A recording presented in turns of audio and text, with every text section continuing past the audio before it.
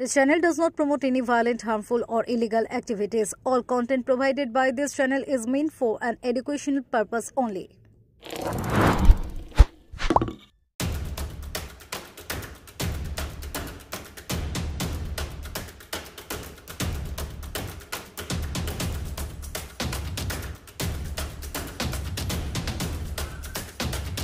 সাত ঘন্টার চেষ্টায় গভীর নলকূপ থেকে কঙ্কালসার দেহ উদ্ধার করল পুলিশ। বিবাহ বহির্ভূত সম্পর্ক বজায় রাখতে স্বামীকে খুন করে গভীর নলকূপে দেহ লোপাটের অভিযোগে রবিবার সকালে স্ত্রী সহ 4 জনকে গ্রেপ্তার করে জাঙ্গিপাড়া থানার পুলিশ। রবিবার ধৃতদের পুলিশি হেফাজতে চেয়ে শ্রীরামপুর আদালতে পাঠায় পুলিশ। অভিযুক্তদের 4 দিনের পুলিশি হেফাজতের নির্দেশ দেয় আদালত। রবিবার বিকেল 5:30 নাগাদ অভিযুক্তদের নিয়ে ঘটনাস্থলে গিয়ে গভীর নলকূপ থেকে প্রায় 7 ঘন্টার চেষ্টার পর স্বামীর কঙ্কালসার মৃতদেহ উদ্ধার করে জাঙ্গিপাড়া থানার পুলিশ। উল্লেখ্য, মাস দেড়েক আগে নিখোঁজ হয় চণ্ডীতলা থানার মশাট এলাকার বাসিন্দা রবিন রুইদাস। বেশ কিছুদিন ধরে জাঙ্গিপাড়ার কানাইপুরে শ্বশুরবাড়িতে বসবাস করছিল রবিন। 1.5 মাস আগে শ্বশুরবাড়ি থেকেই নিখোঁজ হন রবিন। নিখোঁজের অভিযোগ হয় জাঙ্গিপাড়া থানায়। পুলিশ ঘটনা তদন্তে নেমে জানাতে পারে রবিনকে খুন করা হয়েছে। খুনের সাথে যুক্ত তার স্ত্রী অপর্ণা রুইদাস। পুলিশি তদন্তে উঠে আসে খুনের পর দেহ লোপাটের তথ্য। কানাইপুর এলাকার কৃষি জমিতে সেচের জন্য বসানো আছে গভীর নলকূপ। সেই নলকূপের গর্তে দেহ ফেলে লোপাট করা হয়েছে বলে স্বীকার করে নেয় অপর্ণা রুইদাস। মৃত রবিন রুইদাসের পরিবারের দাবি, অপর্ণার একাধিক পুরুষের সাথে বিবাহ বহির্ভূত সম্পর্ক ছিল। সেই নিয়ে অশান্তি লেগেই থাকত। অবৈধ সম্পর্ক বজায় রাখতেই স্বামী রবিনকে খুন করে গভীর নলকূপে ফেলে দেয় অপর্ণা। মৃত রবিন রুইদাসের পরিবারের তরফ থেকে অপর্ণার একাধিক পুরুষের সাথে বিবাহ বহির্ভূত সম্পর্ক সম্বন্ধে পুলিশকে জানানো হয়েছে বলে জানিয়েছেন তার পরিবার।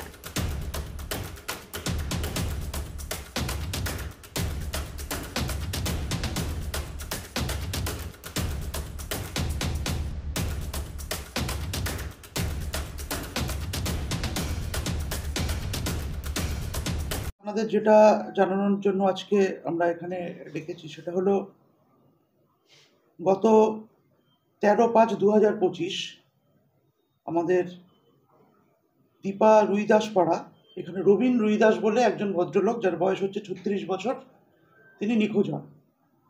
এবং নিখোঁজ হওয়ার পরে আমাদের চণ্ডীতলা থানায় একটি জিডি হয়, জিডি নম্বর 925। এবং এই মিসিং জিডির বেসিসে আমরা বিভিন্ন জায়গায় ইনকোয়ারি করি, কোথায় যেতে পারে খোঁজখবর লাগাতে থাকি। বিভিন্ন যে সমস্ত সূত্রগুলো আছে সেই সূত্রগুলো আমরা খোঁজার চেষ্টা করি যে উনি মিসিং হয়ে কোথায় গেছেন।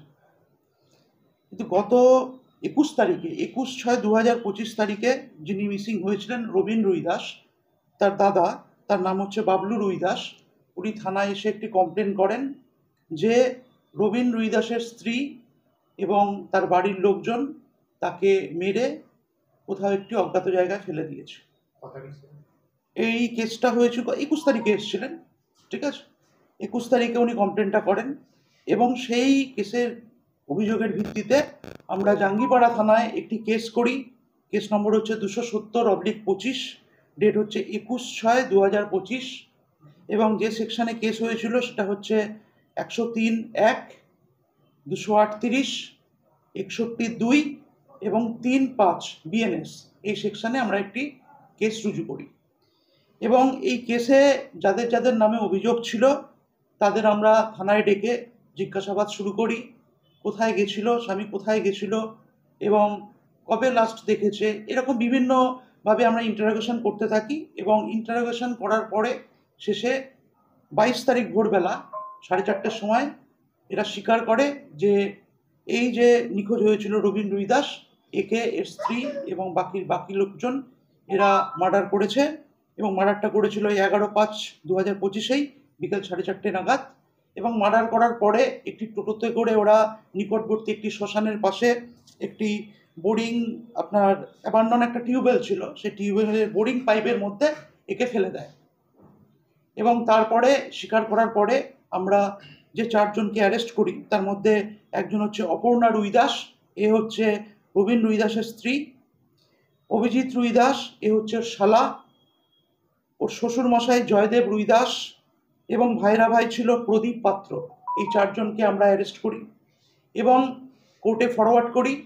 ফরওয়ার্ড করার পরে আমরা 4 দিনের পুলিশ রিমান্ড নিই এবং যে বক্তব্যটি উনি বলেছিলেন যে বডিটা যেখানে ফেলার কথা ওনারা বলেছিলেন সেই জায়গাতে আমরা তল্লাশি শুরু করার আগে আমরা ম্যাজিস্ট্রেটের একটা উপস্থিতি ওখানে রাখি, একজন এক্সিকিউটিভ ম্যাজিস্ট্রেটের উপস্থিতিতে আমরা সেই যে বোরিং টিউবওয়েলের পাইপ আছে সেখানে আমরা খোঁজাখুঁজি শুরু করি গতকাল, এবং গতকাল দীর্ঘ 6 থেকে 7 ঘন্টা খোঁজাখুঁজির পরে আমরা অবশেষে সেই যে কঙ্কাল সম যেই বডিটা, সেই বডিটা আমরা রাত্রিবেলা 11:30টার সময় উদ্ধার করি।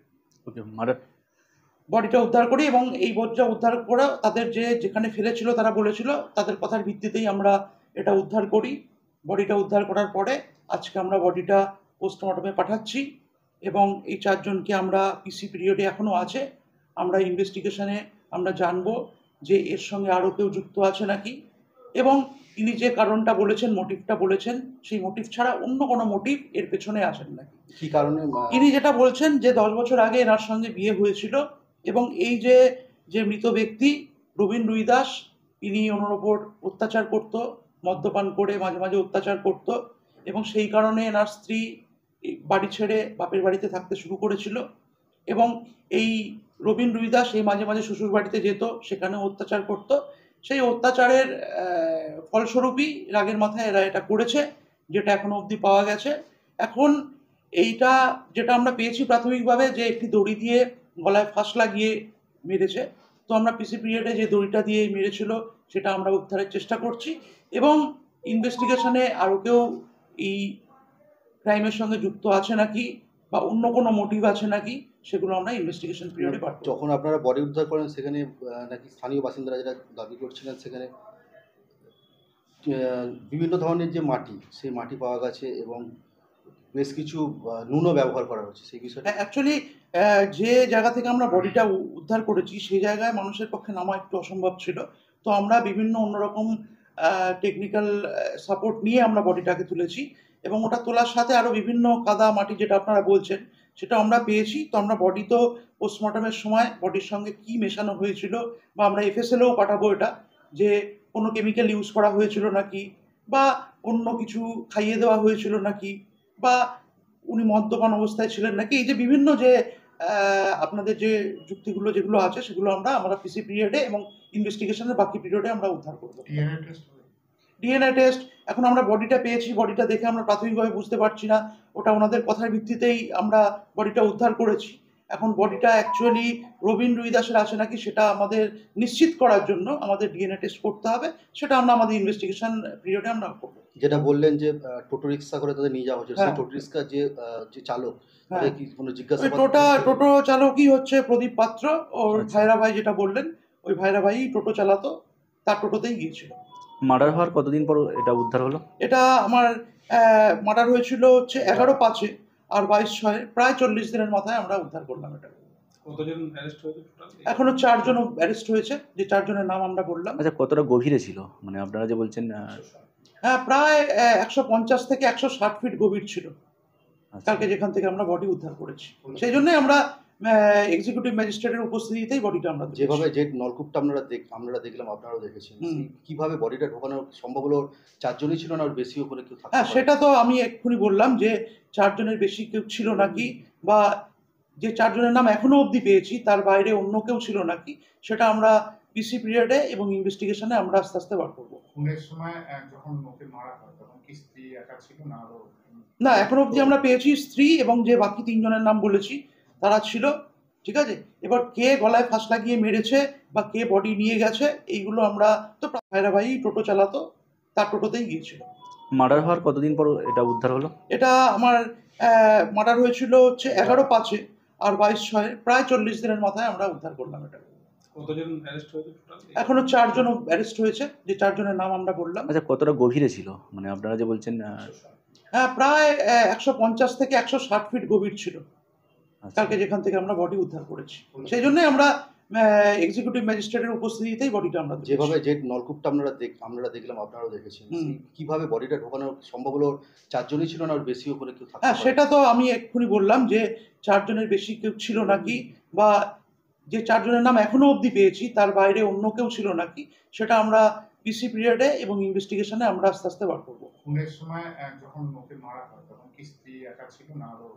না, এখনো অবধি আমরা পেয়েছি স্ত্রী এবং যে বাকি 3 জনের নাম বলেছি তারা ছিল। ঠিক আছে, এবার কে গলায় ফাঁস লাগিয়ে মেরেছে বা কে বডি নিয়ে গেছে এইগুলো আমরা তো প্রাথমিকভাবে আমরা পেয়েছি 4 জনই খুনের সঙ্গে যুক্ত ছিল কোনো না কোনোভাবে, এবং প্রমাণ এবং বডি প্রমাণ লোপাটের যে ক্রাইম করেছে তার সঙ্গে। রবীন রুইদাস কি শ্বশুর বাড়িতেই থাকতো না মাঝে মধ্যে? না, ও নিজের বাড়িতে থাকতো এবং মাঝে মাঝে ওর স্ত্রী চলে যাওয়ার পরে মাঝে মাঝে ওখানে যেত। হ্যাঁ, ও একটা ওই বিভিন্ন ওই মার্বেলের যে সেটিং এর কাজ করতো, কিন্তু প্রচন্ড মদ্যপান করার ফলে টাকা পয়সা সংসারে দিত না এবং অত্যাচার করতো স্ত্রীকে। এটা আমরা প্রাথমিকভাবে পেয়েছি। অনেক আগে থেকে কি পরিকল্পনা ছিল, নাহলে ওই জায়গায় বা পেল? সেটা এখনো আমরা নিশ্চিতভাবে কিছু বলতে পারছি না, তবে ইনভেস্টিগেশনে আমরা জানবো যেটা পূর্ব পরিকল্পনা প্রসূত হয়েছে নাকি হঠাৎ করে রাগের মাথায় করেছে, সেটা আমরা ইনভেস্টিগেশনে আমরা বার করার চেষ্টা করব। রবীন রুইদাসের পরিবারের এক সদস্য তার যেটা দাবি যে স্ত্রীর একটা বিবাহ বহির্ভূত সম্পর্ক ছিল এবং সেই সম্পর্ক নিয়েও অশান্তি হতো, সেই জন্যই শ্বশুর বাড়িতে ও থাকতো। এটা একটা কারণ মৃত্যুর পেছনে। সেটা আমরা এখনো খতিয়ে দেখছি। আমরা বললাম যে কারণটার জন্য এই বলেছে যে মার্ডার করেছে, তার বাইরে আপনারা যে কারণটা বললেন বা অন্য কোনো কারণ আছে নাকি, সেটা আমরা ইনভেস্টিগেশন পিরিয়ডে একদম ডিটেলস এটা আমরা বার করবো। যেটা বললেন যে তার বহির্ভূত সম্পর্ক ছিল, এই ভদ্রলোক যে মার্ডার হলেন।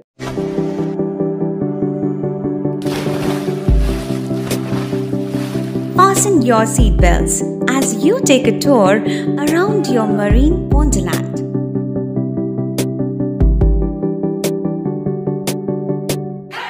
Spend a day at Aqua Marina and enjoy an array of water slides that give you butterflies in your tummy.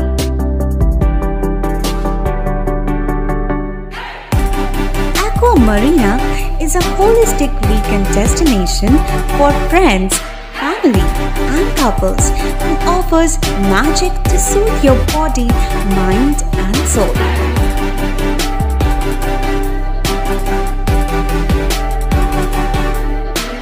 Aqua Marina, your customized magician. Welcome aboard and see the magic unfold. সামাজিক বা corporate event আয়োজন নিয়ে ভেবে চলেছেন?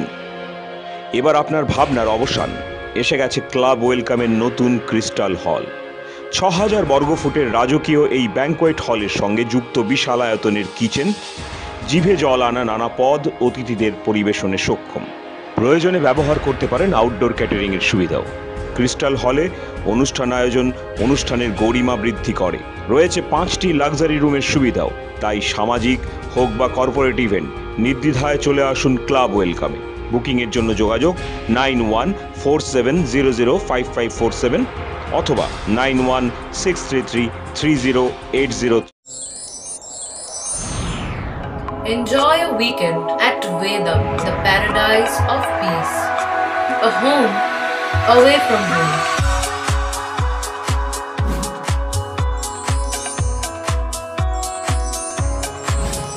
See yourself resonating with the nature.